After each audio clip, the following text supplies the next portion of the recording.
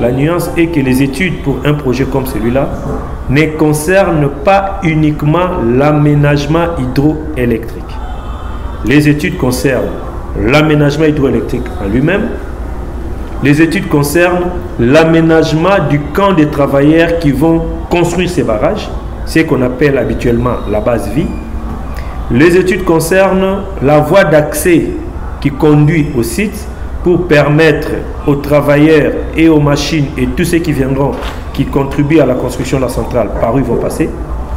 Les études concernent les lignes de transport du courant qui doivent partir de la centrale construite vers les consommateurs qui sont essentiellement à Kananga, en desservant bien entendu les milieux périurbains et ruraux qui sont sur la voie. Et tous ces travaux-là ne peuvent pas s'exécuter si les études n'existent pas. Or, le gros des études, l'essentiel des études, c'est l'aménagement hydro. C'est autour de ça qu'on parle souvent et c'est le bureau hydrogénie qui avait été recruté pour ça.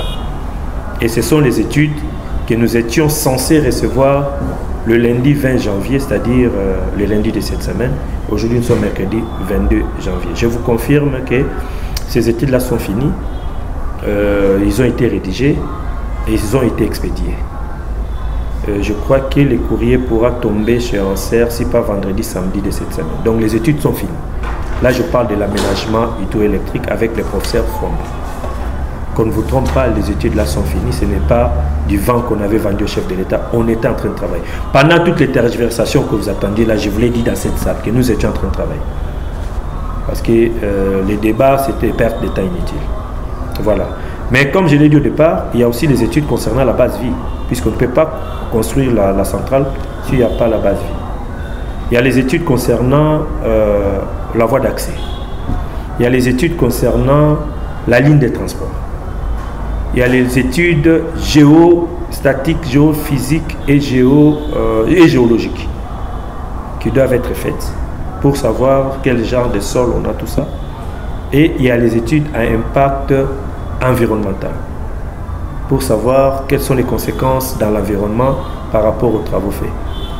À part l'aménagement hydro dont j'ai parlé, que les études sont déjà finies, les autres aspects constituent également des études qui devaient être approfondies. Et depuis le 13 janvier, nous avons reçu 6 bureaux d'études ici à Kananga. Ceux qui sont curieux ont sûrement vu des gens se promener avec des gilets en serre mais qui ne sont pas des en serre. Il y en a eu 6. Tous les 6 bureaux sont à pied d'œuvre depuis le 13 et tous les 6 bureaux sont contraints de nous amener leurs rapports au plus tard le 7 février. Il y en a qui ont déjà fini, qui sont partis. Je vais les énumérer, hein. J'en ai 6. Il y a le bureau Flogex qui fait les études sur la voie d'accès. Avant de construire la route, on fait aussi les études.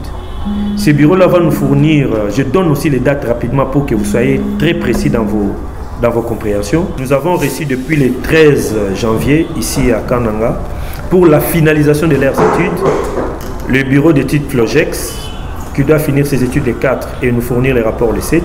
C'est sur base de ces rapports-là que nous allons recruter la société qui va construire la route. Rapidement, parce qu'on ne va plus traîner dès qu'on a les cahiers des charges. Le bureau BM Office, qui est aussi là depuis le 13, a un rapport à nous déposer. Ils finissent les études le 31 janvier, ils nous reposent les rapports le 5 février.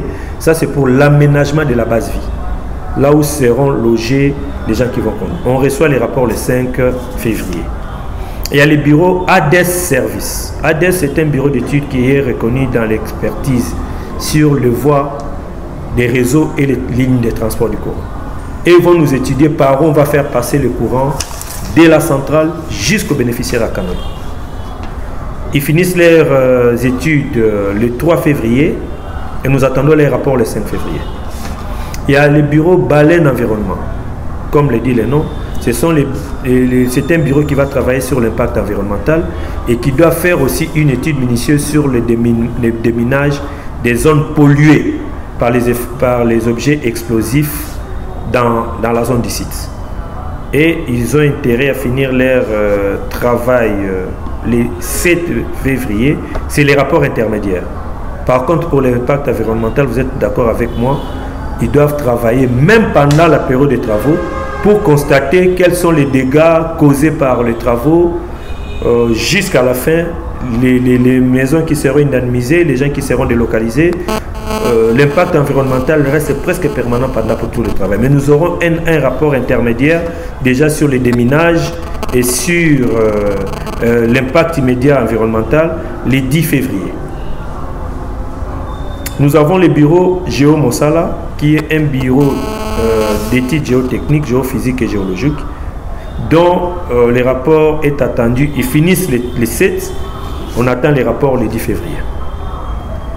J'ai déjà cité 5 bureaux. Les derniers, les 6e, c'est le bureau de Gruner Stucky. C'est le bureau que nous avons recruté comme ingénieur conseil.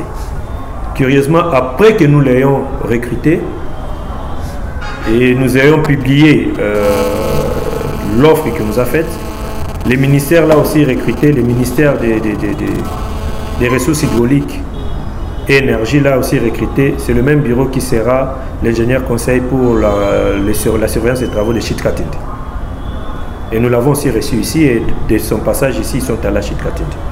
Lui, je ne donne pas de période parce que le contrôle s'est fait de manière permanente jusqu'à la fin de travaux, comme vous pouvez le constater. Voilà, ça c'est le premier point d'information que j'avais à vous apporter pour vous dire que tous ces bureaux-là ont un timing bien défini, et c'est à l'issue de ces timings-là que nous allons contractualiser avec toutes les autres entreprises d'exécution. Et je confirme que ces entreprises-là sont déjà positionnées. Ils n'attendent que les résultats des études pour que nous mettions à table, entre 2 ou 3 jours, signer les contrats avec ceux qui seront déjà prêts à se déployer.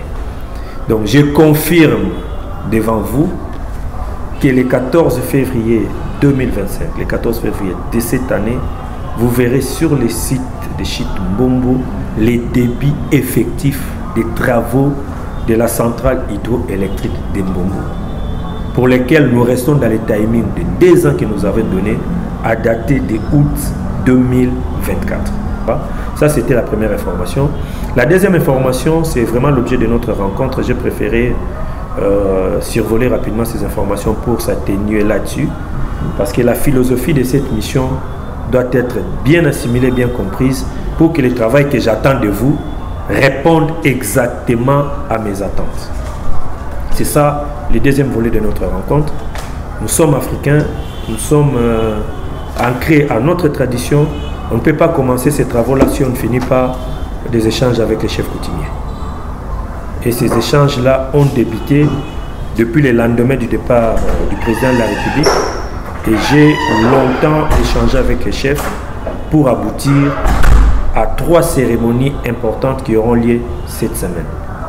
Ces cérémonies-là commencent demain, jeudi, et c'est une seule activité qui finit le samedi. Et j'aurai besoin de vous, de votre présence comme témoin, mais aussi comme reporter pour répercuter le message, aussi bien à la population qui à tout le pays, et pourquoi pas au monde entier, de ce qui se fera sur les sites. Il s'agit de quoi?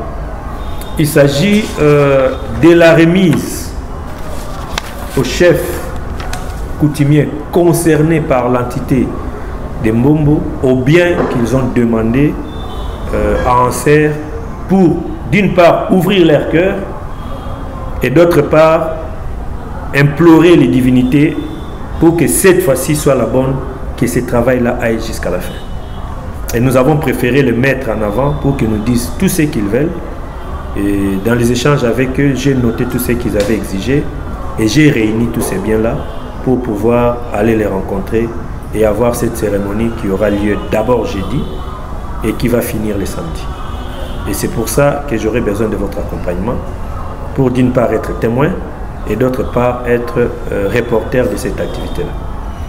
Donc elle débute demain et j'aurai besoin de vous déjà ici. Vous connaissez, pour ceux qui sont informés, qu'il y a eu beaucoup de tractations autour de ces sites-là. Il y en a qui se réclamaient propriétaires des rivières, il y en a qui se réclament propriétaires des terres parce que la rivière doit traverser les terres. Et depuis toujours, il n'y a jamais eu conciliation de ces points de vue. Jamais. Il y a eu une activité sur le site avec Odesco, c'était le parent de l'actuel Chibamboula qui avait parlé. Et ceux qui étaient pêcheurs sur la ligne n'étaient pas associés. Et quand ils ont réclamé, revendiqué, rien ne s'est fait. Évidemment, il y a eu des répercussions dans d'autres camps où il y avait des détournements de fonds, tout ça. Mais qui ne dit pas que c'est le manque d'entente qui a créé toutes ces difficultés-là. Et pour la première fois depuis l'histoire de Mbombo, par la sagesse que Dieu nous a donnée, peut-être par l'accompagnement de certains, j'ai pu mettre ensemble ces chefs-là qui ne se sont jamais entendus.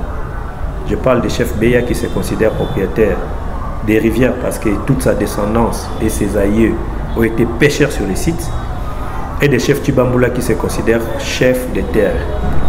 Et même inviter ses voisins qui sont d'autres contrées telles que Kanji, Mbumba, Nkonko et autres, pour que l'activité que nous aurons puisse avoir l'approbation de tous.